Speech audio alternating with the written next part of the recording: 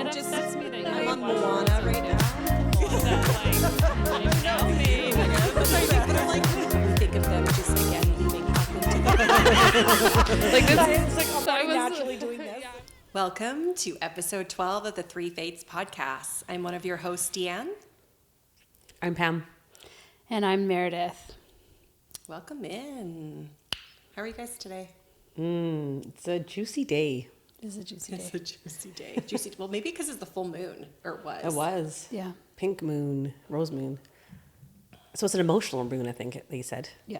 Well, anything in Cancer season is going to be. I was just feeling like I was Emotional. PMSing, but then when I looked at my period tracker, I was nowhere near that window. Do you guys ever do that? I'm like, oh, my mood's off. I'm like, I'm probably getting my period, or I'll be like, oh, it's the full moon. But I actually forgot that the full moon was coming, so I was like, oh, it's got to be like something to do with my cycles. I'm like, opening it up. I'm like, why am I so irritated? Everything's like fucking irritating me. I'm like, oh no, I'm like, it can't be. I'm not close to, when I would be like PMSy. And then I'm like, oh, like I literally pondered it for an hour. I was like, what's going on? Like what? Okay, so consciousness, like, what's happening? What's going on? And then all of a sudden I'm like, the full moon. Yeah. She's coming on Friday. That's what's happening. That is it. So I'm just like, okay, let's blame the full moon now. Do you know what I learned about the moon the other day? It's just like random fact. And then we have, so the moon pulls the tides, right? Mm-hmm. And so we're part of water. So of course we're affected by the moon because our body is 70% water. But because of its electromagnetic pull, it also pulls the earth. And so you get things called earth tides. So the earth and its stone will actually move, and it's like what is responsible for a lot of that wave like formation in certain rocks and like lava. Oh. And New York City, for example, will fluctuate and flow up and down up to 14 inches every day. Wow. Because of the pull. Yeah. What It's a fact. magical. From National Geographic, so you know it's Wow. Legit. it's legit. What if would you like your equilibrium feel that 14 inches? I don't know. I would assume so, but I wonder how consciously we feel that, because a lot of it is so distracted by other like sensory experiences like noise. Yeah. So Because busy. and so you'd have a lot of just You'd like be walking regulating. like, oh, I feel like the ground met me quicker than that inch. I mean, like, Did my heel break? What's happening? That would be me. I'd Do be I like, have vertigo again? yeah, that would be me. I'd be like, is the world maybe turning? that's what That's you've just funny. been experiencing the entire time, Dee. Maybe you've just been experiencing earth tides. Yeah, I had the thought when I was a kid. That you're experiencing Like when I earth had like tides? vertigo and like dizziness when I was like, That the earth is moving. yeah, I was like, maybe I just feel the earth moving. Like maybe I can feel it spinning, so I can just. I mean, the earth is moving ridiculously fast. Yes. Ridiculously Yeah. fast. Yeah. Which is wild to think about. We're just And like if I hurtling literally, if through I just think space. about it, it kind of makes me feel spinny. Yeah. So I try not to think that we are moving. Okay. Definitely not still. Okay. Anyway, sorry, I didn't mean to distract, but I just wanted to give props to the moon. No, Yeah. it's great. And there's an emotional moon, which we like to give props I do to. love the moon. Emotions. Yeah, I love it. Emotions. Well, we want I don't like feeling irritated, but I love like, oh yeah, thank you. Moon. Yeah. Show me. So Show me more. What emotions did the moon bring up for us? And we were thinking about speaking about like human worth Yeah. Value. Worth and values, which I think value. that this is a deeply emotional conversation. Yep. So thank you to the moon for highlighting some deep emotions on. Oh, it's her fault. It's her fault. That go. that Knew Cancer moon is making us feel emotional. But The feminine. deep-seated wounds of my body are coming out with this emotional Cancer moon. Yeah. That tracks. Yeah. So thank you, moon. That tracks for sure. Yeah. Yeah, actually, it's funny. I did have now that this is all coming together. Yeah, I knew I'm it a would. little slow today. I'm a little offline today, but She's not offline. She's just I'm getting the just- agenda I'm like 5 a minutes little after, slow. which Yeah. is perfect. it's typically how it goes. I'm like, I don't know. Oh, okay, now I know. It's like when you do say I know nothing, I actually don't feel like I know anything. Like I'm like, I don't know. And then, but last week I was having a lot of like money worth stuff come up. So that's probably where it was like targeting my worth as a person with like money. Oh yeah. Too. I was gonna Anyways, love that, sorry. too. Yeah. No, sorry. Well, no, when you guys were talking, yeah. Anyways, She's so cute. when we were I doing know. our pre-talk, I was like, oh, just be along for the ride. I like this. And then I'm like, oh, there's my part in it. yeah, we're tuning into like showed. places where humanity has like hierarchy. And there's so many conversations and topics of places that exists. Men versus women, or different races versus different races. Body and types. Body types. Houses we live in, cars Yeah. we drive. How much money you have or don't have. Class systems for sure. Education. Education. Access to resources. Yeah. Yeah. Like so Maybe many things. even health. Oh, for Oh, sure. yeah. Age, Yeah. Oh, yeah. Good one. beauty, Yeah. whatever beauty is. You know, that textbook or like the magazine version. The capitalized version of beauty. Yeah. Yep.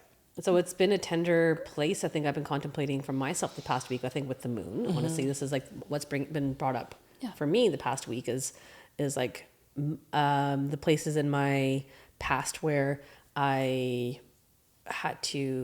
noticed that people thought me as less, or that was my perspective and my perception of people thinking I was like less, and then how uncomfortable that was as a child. So then how I like locked it up and kind of ignored it or tried to pretend that I wasn't.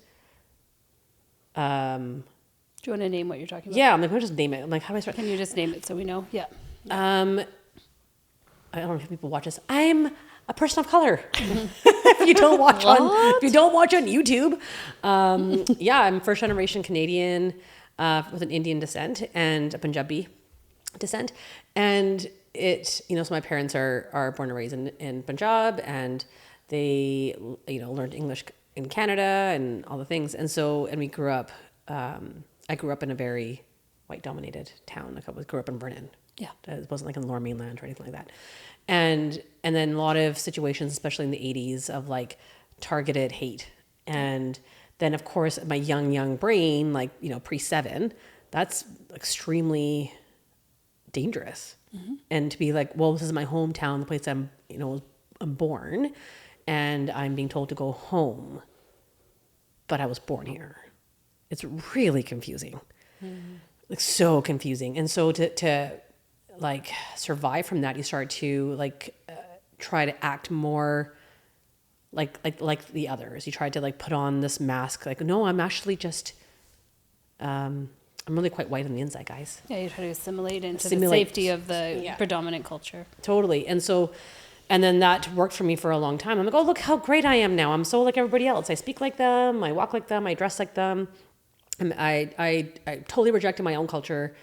And this is great. This is safe for me now. And now it's just actually, of course, there's been layers of work that I've been doing over the years, but I feel like something about this past moon actually has been bringing like more of this into light, of the most like deepest part of my wounding is that, because I see it still every single day.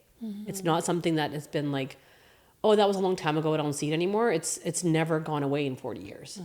And so it's a really hard one to like really crack open when it's like, it's still in your face. Especially like how uncomfortable I am if my whole family walks down the street together and we're like maybe 6, 7, or 8 people, and how many looks you get. You're not gonna get a look at, you don't get looks if there's 10 white people walking down the street. And so it's still, and it's like, they'll be like, oh, that was a long time ago. I'm like, it's not actually. It's not, no, absolutely It's not. very much still alive. So it's like hard thing. So it's like a really tender place for me to be like, how do I let myself crack open the place that I froze on my inside when the world's still not safe? And so then I'm like, do I want to be that vulnerable? Do I want to be that cracked open? Am I ready for it? And obviously there's something in me that is ready for it, because we're speaking about it now. Yeah. And I'm reading some stories of other Indo-American person who was writing a story about his experience in the States and in Texas. And that's kind of warming my heart a little bit about, some shared stories and some pride coming in for, what my heritage is. But it's a really tender place because I'm not safe yet. Yeah. But I'm curious about like, why do humans do that? Why do we have hierarchy through something just as little as minority? Like, who cares? Like, isn't it kind of cool that my parents know 2 languages instead of like less than? Just because they can't speak, their English isn't perfect. It's just weird. Like, they know 2 freaking languages. That's pretty cool. But it's, yeah. Anyways, that's like for when we're speaking about human worth and then valuing myself. I'm kind of in this idea of like money at the moment too, just trying to figure out how do I price certain offerings that I have and certain things that I'm doing. I'm having a really hard time putting prices to some of my offerings. I really honestly don't know how to like where myself, like, I don't know how to value myself in that way. There's no seeds in my system to be like, oh, this is your value. Because I went through 40 years of feeling like a second class citizen with no value. And that comes from the history of the Punjabi people too, because even in India, the Punjabi people were kind of pushed out and very, they're a minority in that country also. So that's why there's a lot of Punjabi people in North America, is because India isn't safe. And so there is no safe place. Like there's nowhere on the planet for Punjabis to go and feel good. And that's very weird. That's a lot to carry. Yeah. That's a lot to carry. And it's interesting. Thank you for sharing that, Pat. Yeah, you're welcome. I know this is going to evolve over the next hour as stuff comes out. But we are in a white supremacist capitalist culture. And so asking those questions, especially I feel like as energy workers or practitioners, but also just a human being, they're like two separate things that I was kind of like listening to as you said that. And it's like, it's not safe. So how do you create safety with something that's not safe? And even when people say that was a long time ago, that's not true. Like we have systemic internalized racism. Every single one of us is racist. It just is, right? Because we've been taught that. We've been taught the idea of where to place value and where to place worth in terms of like monetary success or safety. And a lot of these like structures, from my understanding, and I'm just bridging into it, I have so much learnings to still do, and I encourage everyone to get into this type of learning, especially when you start to do trauma work, because this is trauma that you're speaking of, right? And on some level, is to get into like anti-racist work or racist work, and you realize that holy shit, it's everywhere. I am, right? You are, just because we are products of this society. And a lot of the origins go into like that primal tribal safety type aspect of like, if you look like me, then we're going to have like our primal needs met in terms of like housing, clothes, water. Like it's very, very old. And so it's confusing, especially now when you're like, but we have houses, we have like, why are we competing? Why does this still exist? And then also then attaching like a capitalist, and I'm just saying this in terms of like understanding the systems that are at work right now, right? That are making you feel less than or more than because of a monetary value, is the fact that we exist in a capitalist society, right? And it's not saying it's inherently like good or bad thing. I have my opinions on it, but how do you attach a price to some of the work that you do? You're like, hey, I just like cleared like old age, like 1,000-year-old entity from this space, like $19.99, but like because you're my friend, 20% discount. Like, what the fuck is that? Do you know?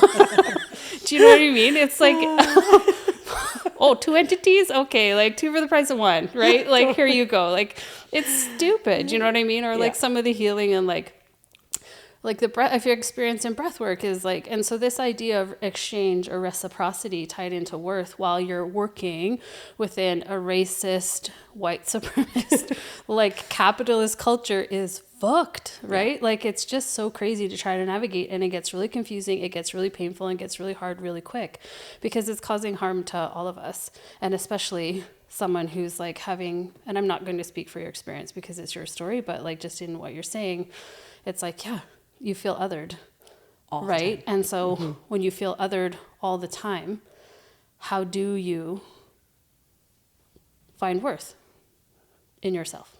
Yeah. It was like so helpful to have the RMT career tell you, the association goes, hey, this is a recommended price for your offering. I'm like, great, thank you.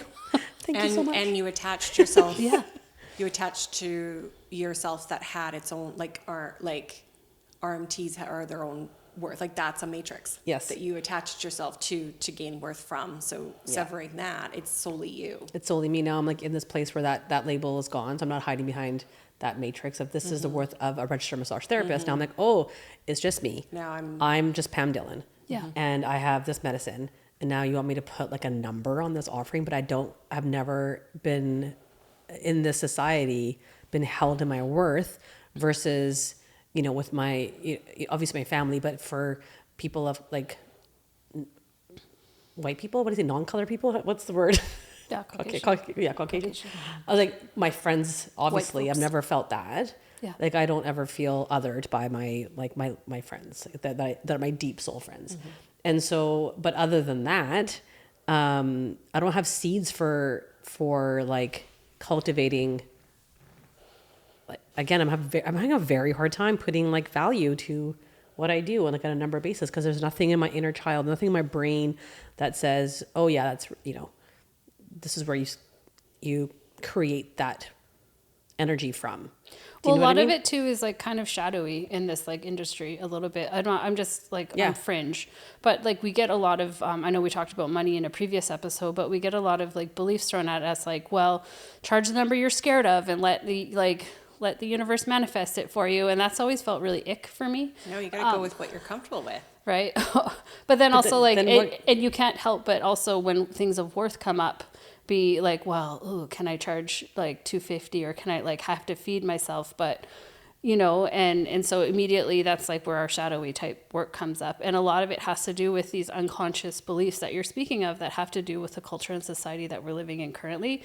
So sometimes it's our familial structure that we were born in. What did we grow up with being told about ourselves? What did society tell ourselves? All these kinds of things. And then also, where do I want to work and fit in this system? Totally. And a lot of times we get given these examples of, look at this successful person, 6 figs in the biz, 7 figs in the biz, like that sort of like marketing. And again, I'm not saying that's wrong, but it's like also really leaning towards like, this is where success is, where instead it's like, how can you define that exchange and success for what it means for you, Pam Dillon?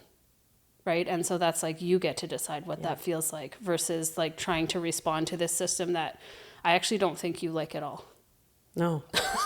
And even the sense, do you know what I mean? No. Like you work in it and it exists. And a lot of these beliefs that I'm talking about are subconscious. And so they're subconscious bringing to conscious, especially when we're dealing with society stuff.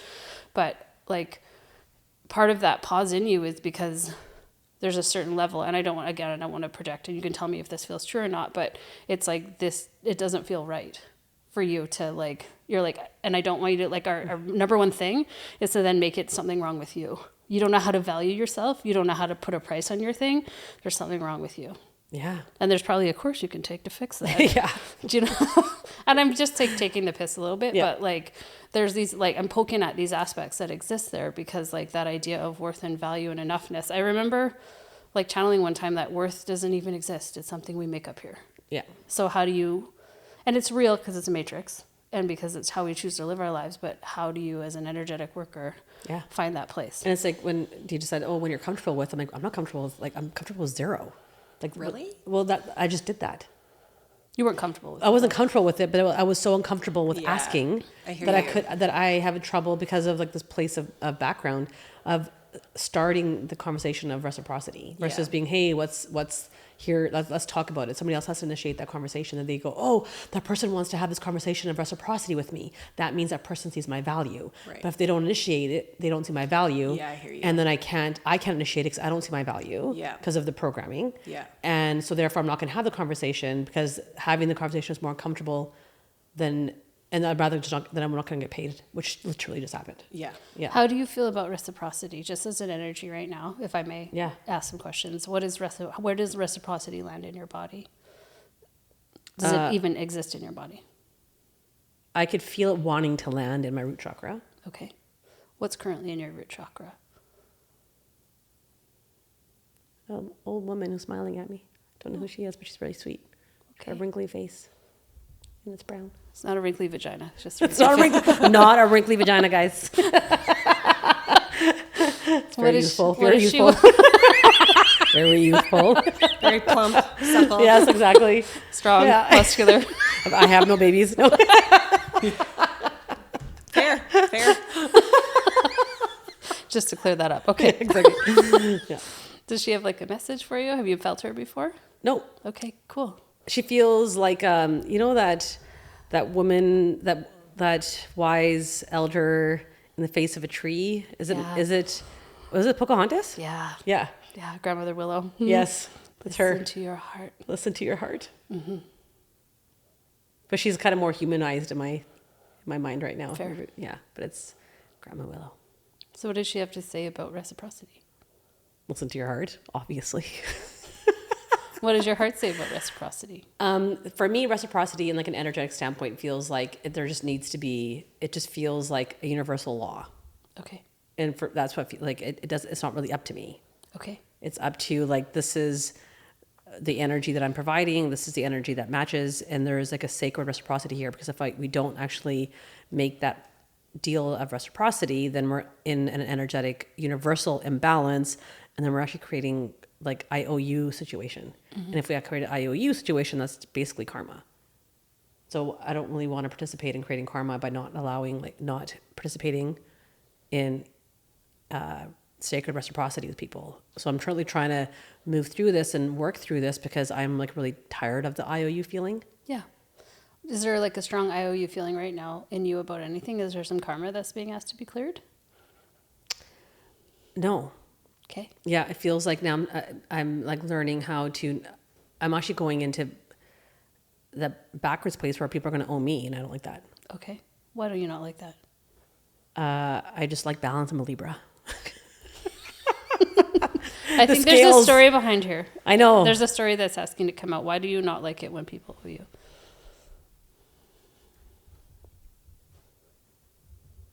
And it might be an age. It Why do might you like be people? a color. It might be somewhere in your body. It's like an energy that's kind of like green and toxic feeling in behind my gut, Okay.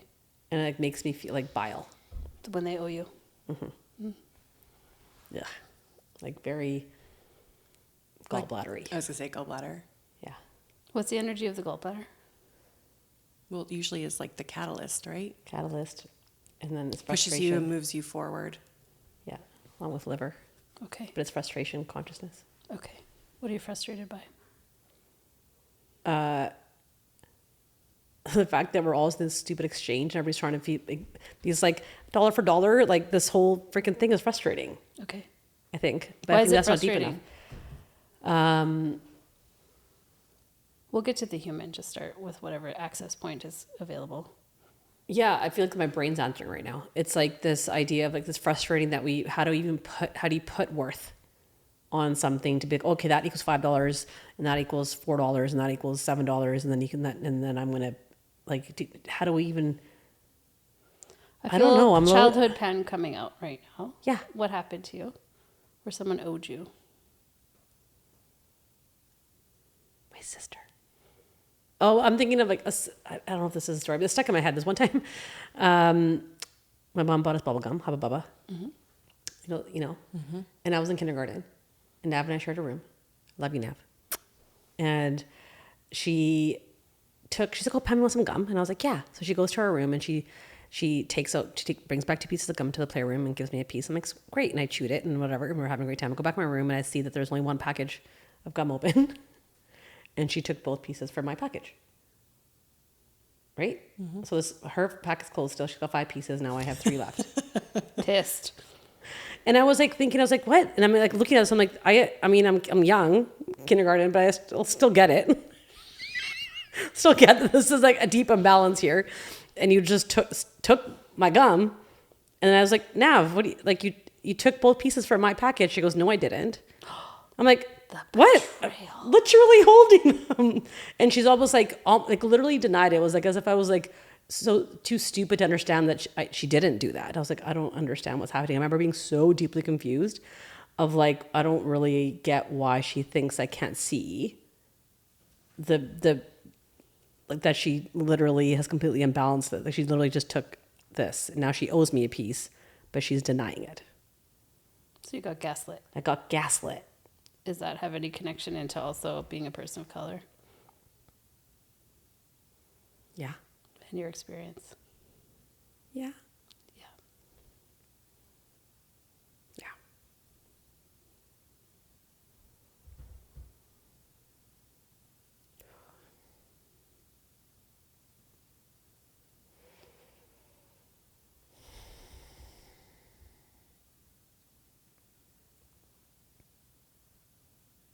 It's really weird when you have like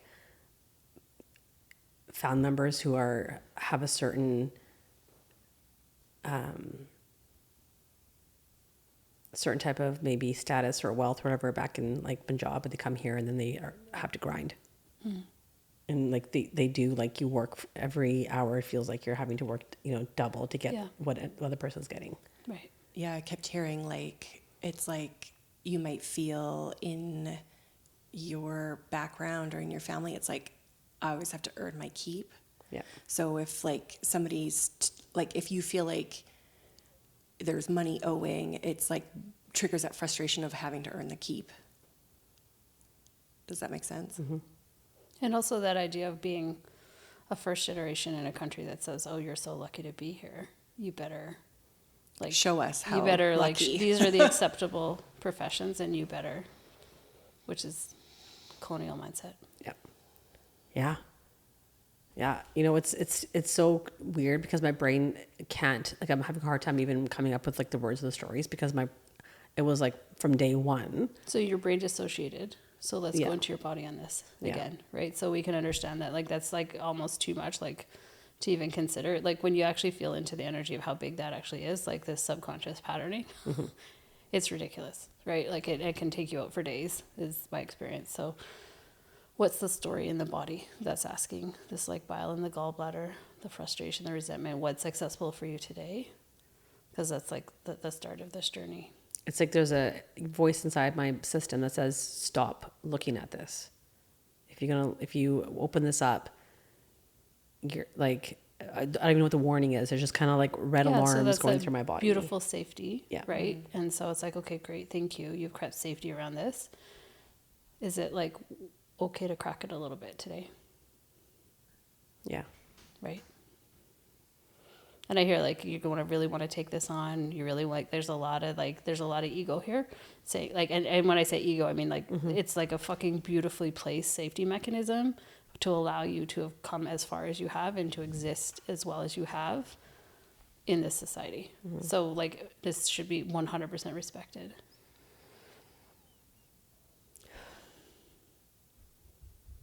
And It's like- yeah, and you've been building these your whole life. Oh yeah. There is like I used to pride myself. I'm like, oh, I'm such a coconut.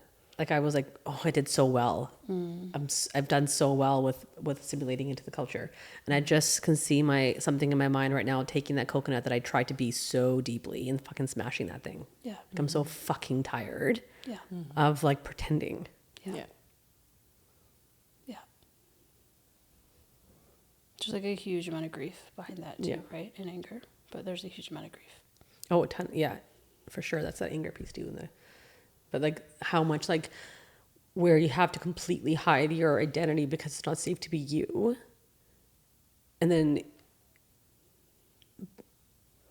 you have to keep stuffing that anger inside every time you see someone who's like almost like you can feel that I did get more accepted if I wore my hair a certain way. Yeah, if you're blonde and If I, white. Yeah. or like if I didn't do, or comparative to maybe my family member who was still wearing traditional clothes versus how I'd be treated. Yeah. And so it's like, oh yeah, I see, look, it does work. You are more loved if you assimilate. And thank you. And it's this energy of like how much anger induced that is to see how much injustice I've seen with people being treated differently because they didn't assimilate as much. Yeah. Or if they still kept their hair long, or Yes. wear their turban still, or whatever it is, and all the misconceptions, especially after 9/11, because a lot of people mistake Punjabi people for Muslims, Yeah. and so there was a lot of hate crimes against Punjabi people, but there was totally misidentity. Yeah. That was really, really tough. A lot of attacks and like big things, like dangerous things, like really dangerous things. But it was all misidentity because people don't know how to even understand who people are. And there's a difference between a turban's just a turban. Yeah. They don't even understand that more than one type of person wears that. And I love nothing to do with Muslims, but it was just a total mistaken identity. Yeah.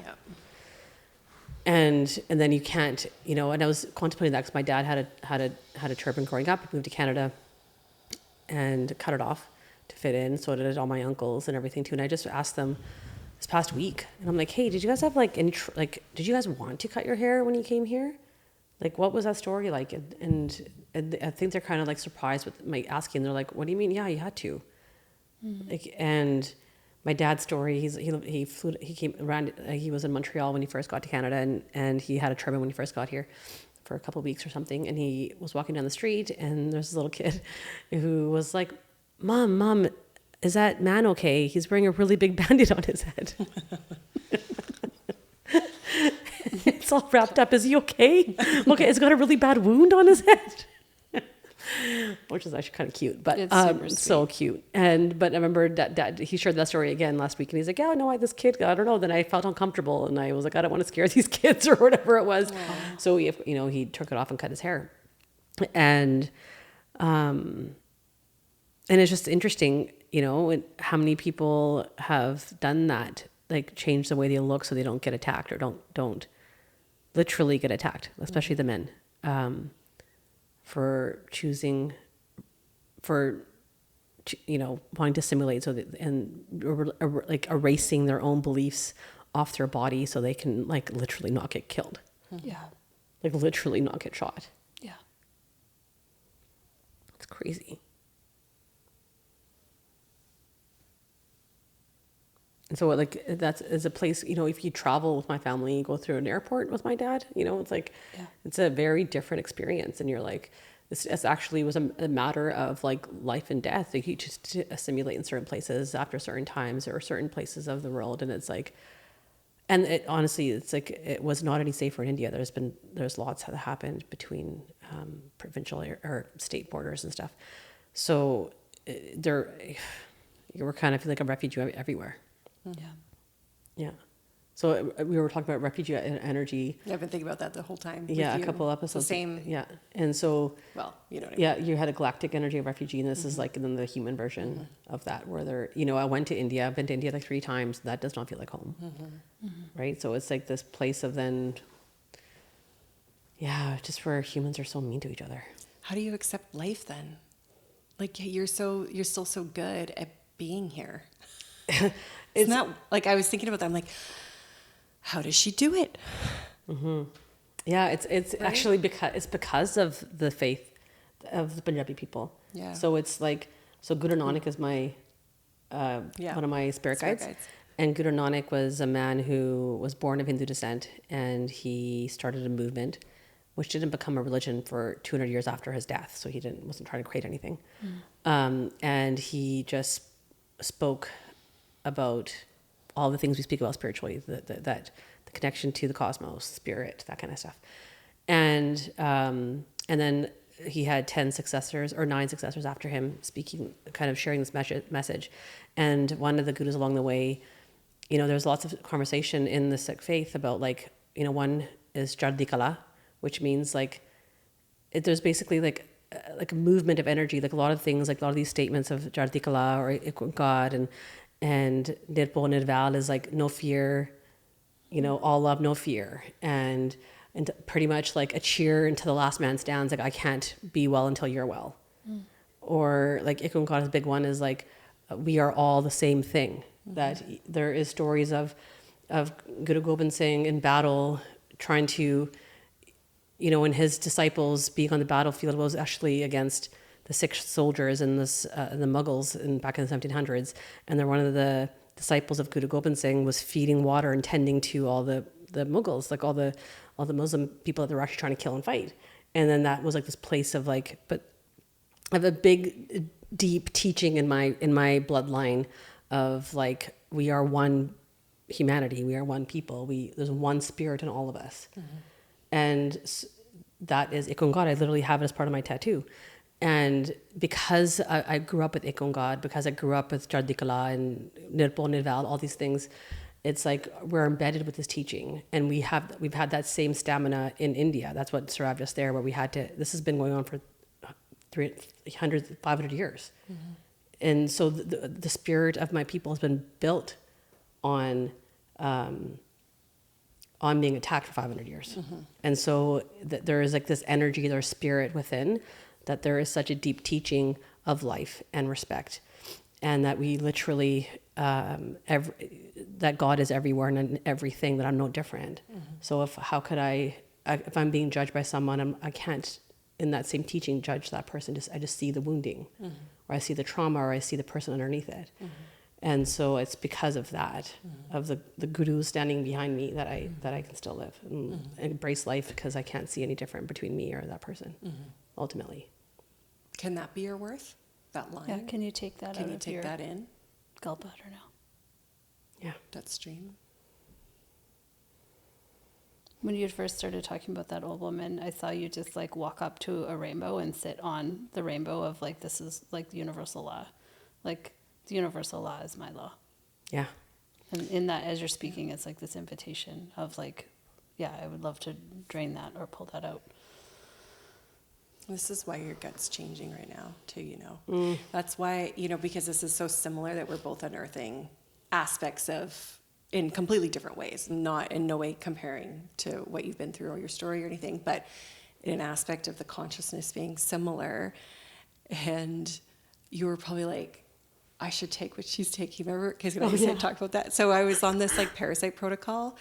And Pam's like, yeah, I'm having some bloating. I should do that. I should buy all that. She buys like all these pills. And she's like, what am I doing? I felt so sick. Yeah. She's like, why am I taking all this stuff? Like, but what Dee was doing seemed kind of right. And like, but I'm wondering if it's because you're picking up like on the clearing of the consciousness that was similar. Yeah. In the invasion stuff, in the refugee like stuff. the refugee, the war, and having to, in a way, rebuild your worth or rebuild your structure in your base chakra.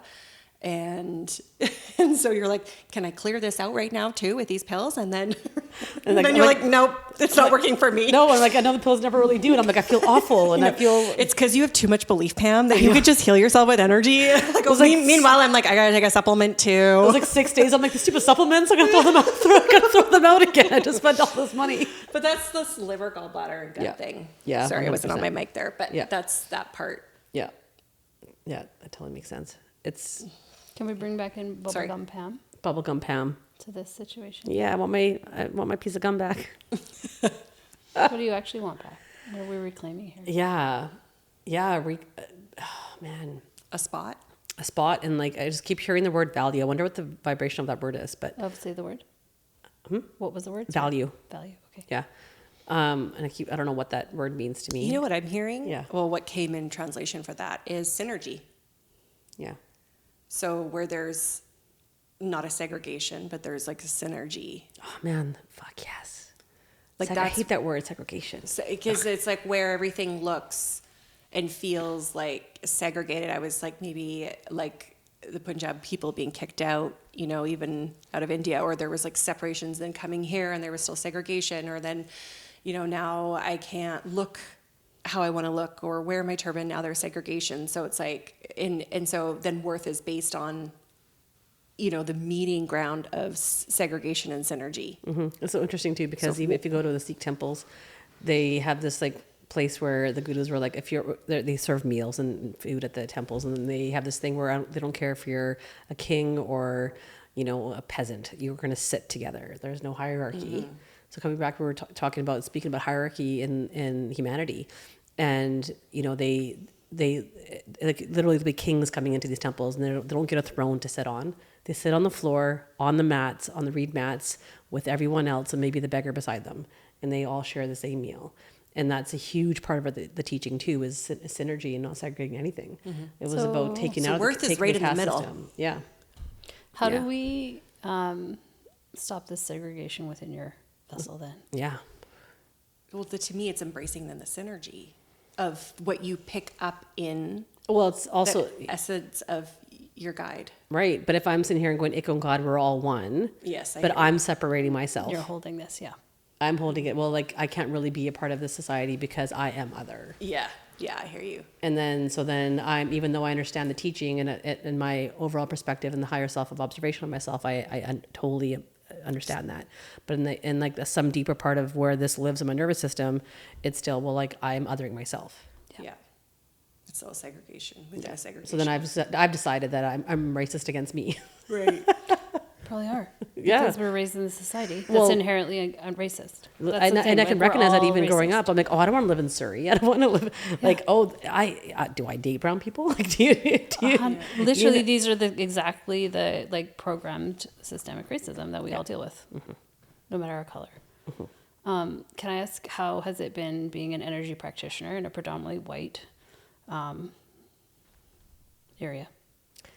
Have you had experiences in that? I imagine you've had some projections. Interesting, maybe more in the RMT world, actually. Interesting, okay. Because I think in the energy world, people expect it to be Eastern. Yeah. So it's like, oh yeah, you fit the part. That's actually probably like you fit the part. Yeah. Which is also stupid. It's like, oh, she's brown. I trust her. Yeah. She has all the knowledge. She should talk. She could talk about It's this in and this her and this. genetics. Yeah. So, and I'm like, also Another that's form of racism. that is actually projection. Yeah. Absolutely. Yeah. Yeah. Oh, this is in your lineage. I'm like, I don't know. Like, Because that's all assuming that you have a connection to your lineage and that thing that maybe hasn't been stolen, right? Yes. Or also like that you're, haven't experienced something. Guess what? We haven't exactly, literally, like you said, been super open, welcoming to learning all these things. So that's a pretty fucking big assumption. Pardon my language. no, totally. Yeah. Yeah. So a little bit of projections there. She must be so smart with the Eastern stuff. I mean, you are smart, but it has nothing to do with being Eastern. No. That's just like a beautiful addition to who you are. Yeah. Yeah. Let's tune into that gallbladder. I'm like stuck on it. I've got like a dog with a bone here. I'm Thank like, you. no, we're not bypassing this aspect of this childhood. Also lived experience. So how do we, the thing, like I remember I did training, like how to create an anti-capitalist business, and the answer is you can't, right? But you can start to pick and choose how you want to work within this system and around this system, knowing that like we did an episode on matrices. We can't pull ourselves out of this matrix because we live in it, but we can change our relationship with it. Yes. And that will be like an everyday practice. But how do we take that part that's charged in you right now and give it some healing? I feel like it's already been happening this whole time, but I just want to make sure that it's complete. Yeah, because I feel like a little pit in the center of the gallbladder that is kind of like. I'd love to name safety. Can you create new safety? Like you have so many experiences of creating safety for your lived experience that may not have to do with this human value that we're talking about, but can you like leverage those right now? Yeah. Meredith's shifting. Damn it. I didn't do this historically. Deep burps when energy shifts. Yeah. And I was like, wow, what's that like? Right? It's now you know. There's an interesting it's like I did it for a while too, actually, for a bit there. I used to burp for like a year or something. Oh, then it went away. There was like a coiled up snake in the middle of my gallbladder, and every time I try to go near it to try to pull it out, it like wants to strike me. What color is it? Is it Kundalini? It could be, but it's like kind of like green brown, probably the color that I'm wearing. Yeah. Yeah. And I'm wearing like a long dress, kind of looks like a snake skin. When you think of snake, in this case, what does your first like thought go to? Well, Kundalini for sure. Okay. Does it feel true that it's Kundalini? It doesn't though. Yeah. So Yeah. let's go put that aside. And where else? Where else? Yeah. Where else might a snake form exist for you? One word. Well, reptilian. Okay. To human Pam. Well, it feels like it's like an energy. I feel like I can't describe it, but every time I try to go near it, it literally just wants to sink its fangs in my finger. What happens if you get bit? It's funny because if I put my finger towards that snake and it bites me, it's actually a really small snake. It's actually not even that big of a deal. Yeah. Nice. It's like, oh, I have a little pinprick of some blood. And it's not like the most venomous snake in the world, so that it's like one bit. It's like a neurotoxin that's going to take you out like the smallest octopus in the world. I'll tell you about that after D. Yeah. Sorry, I love New National Geographic. I feel like there is something for D, though, if you don't mind. Sure. I'm not picking up anything. Oh, Yeah. really? I can feel she's your checked hands out. in there and kind of pulling I've it just out. been sort of like watching Meredith in her glory over there. She's handling everything. I know. Good. You're just holding that space, I guess. That's what I think feel so. like. Yeah, 'cause I'm I can just feel your hands around the gallbladder. calm and yeah. I think you're on a good trajectory here. Don't stop it. Well, it's just funny because I keep seeing Dee's hands around my gallbladder, but that's enough. And it's just disintegrating this snake that's in there. Yeah. And I think that Dee sometimes underestimates the power of just her touch. Yeah, she's pretty powerful. Yeah, don't touch people. Yeah, you do. I do with my She's with just my using mind. her, like, She's not long using her tentacles actual that are, like, hands, but she's got literally her etheric hands wrapped around my gallbladder, and that's all. Yeah. Yeah. Yeah. So it's also recognizing that at one point that snake was big, huge, and scary, and it did a beautiful job of protecting you and feeling safe, right? And so honoring that as that protector, honoring as that aspect of ego, of self, of safety, that allowed you to say, hey, we can't go here. Don't go here, you're not ready. Yeah. And so a lot of love for that snake, Yeah. right? And understanding now, like, oh, look, it used to be probably like bigger than me. Oh yeah. And now I can like hold it and ask it to just go. And so we want to send it with love always. Yep. And it's felt the energy scurrying now to the large intestine, and that energy of like, it's time to let it go. Yeah. Yeah. That's fucking beautiful. Thank you. That's beautiful, powerful stuff. Thank you for sharing that story. Yeah. And I just think for people listening that, you know, healing work isn't isolated to just one person. So even though this looks like we're just a session in Pam and Pam's doing this work on quote unquote herself, it's actually for many other people who identify this way. Systemic racism, no big deal. Girl, just breaking it down. Yeah. Yeah. Creating some Unconscious safety in beliefs. everybody's internal world And so then, external world. if it So- feels okay, Pam, I'd like to keep going a little bit here. And so we're talking about value and human value and how you want to interact.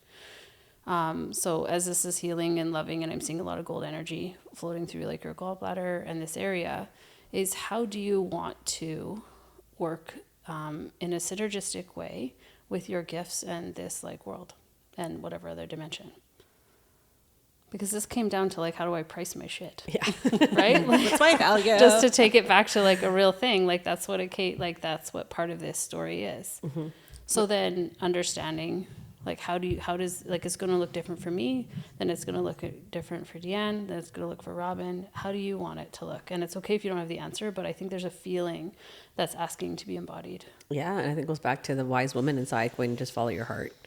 I also just wanted to go back and say there's nothing wrong with wrinkly vaginas. Yeah, If you have a wrinkly vagina, it's fine. I've had 2 babies. All right. Yeah. All vaginas are good and normal vaginas, but And I still love my vagina. Most definitely. It's just so beautiful. They're all beautiful thought about that flowers. afterward. Thank you for saying that, 'cause Sorry, I I was just truly wanted having to all like belief. whoop, whoop, bring that around, but Yes. Deeply. don't come at me. Or me for doing that. Yeah. I love all vaginas. I love all vaginas. Sorry, this old woman coming back. Yeah. It was wrinkly and beautiful. Just again, holding my heart and saying, like, when you price yourself for the offerings that you have, just find the number in your heart.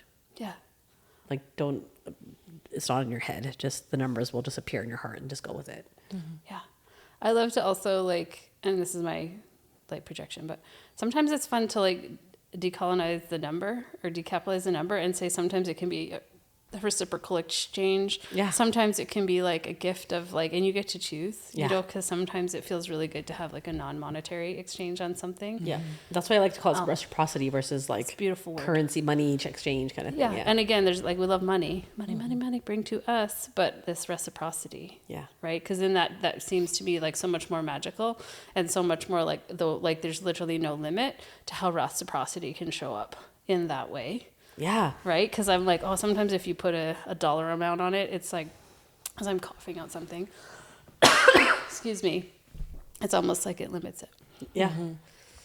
Maybe Because I our should charge judgment on more. what that number is or what that value is. What are you shifting now, Maren? You're Excuse me while I'm being choked out. Yeah. Right? Oh, man. Sorry. It's like, what's happening there in your The throat snake hit my throat. Literally, it's like, let Went me down up. your leg, came up mine, Let be me like, up. hey, bitch. You got some work here. So funny. Getting hot. Getting hot. But isn't it so interesting? when Starting to sweat. Starting to Yes, I sweat. literally am.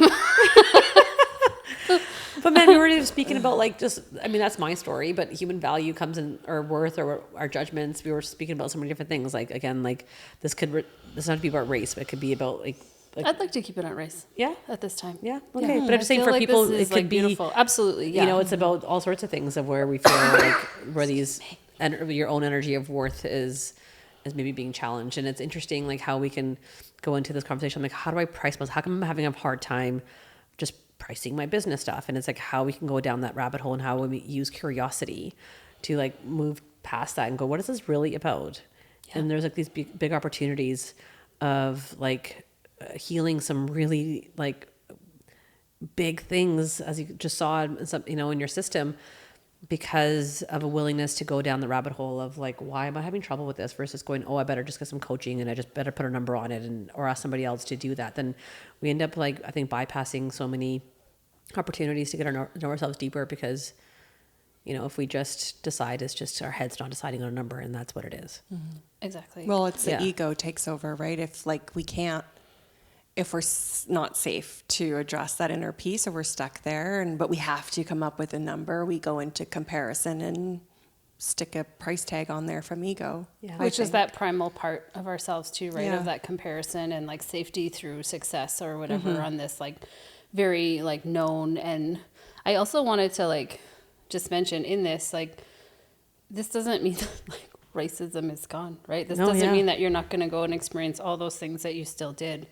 But by doing this work and engaging it, shifting you, shifts the energy, shifts the relations. Someone's hearing what you're doing and the conversations we're normalizing and having, and that's starting to shift like just a little bit. Yeah. And you're more Right, on the maybe larger whole. synergistic in that Yeah. environment. Yeah. And I do want to highlight too, like that energy of like, we're speaking about immigration and the difference between even what I've observed with immigration between like immigration from a European place or like an Eastern place. Yes. And how then, you know, people are like, oh, immigrants, but it's like how, I just want to highlight like how much it's not about that. It's actually not about immigration because there's lots of immigrants who are here who are white that are not looked down upon. Oh, 100%. You're one from the colonies? Welcome. Exactly. And so it's like, That's you know, very when we real. use that word, it's like, oh, you know, like how much deeper it gets for the ones that are not. It's an issue of color. It's an issue of color. Yeah. Color and race.